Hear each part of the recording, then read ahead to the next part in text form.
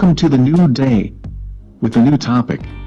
In northern remote area of the Atlantic Ocean on the edge of the icy waters in the Arctic Ocean, there is a small spot of land named after Hans Island. Hans Island named after Arctic traveler in the 19th century, a small island with a radius of a square mile, and uninhibited look like Massif and is covered with plants. There are no natural resources, however. This piece of rock, the emergence of a territorial dispute between Canada and Denmark, has spanned almost half a century.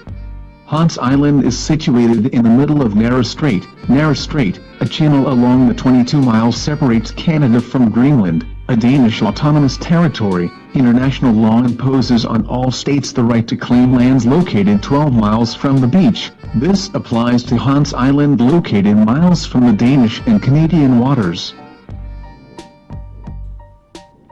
Regional conflict began to emerge between the two countries in 1973 when their respective maritime boundaries drawn. At that time no agreement can be reached between the two governments, and therefore the case was postponed to a later date. The conflict began in earnest in 1984 when the Danish Minister of Greenland, during his visit to the island by planting a national flag and left a note saying "Welcome to the Danish island" with a bottle of brandy. When I learned that Canada sent troops to the island to replace the Danish flag, Canadian flag and a bottle of brandy, Dane-Canadian whiskey.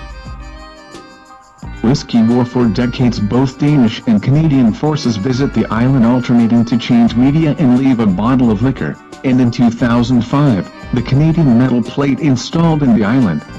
Similarly, Danes did not talk but their foreign minister to go ashore tearing the flag and replace it with a new one.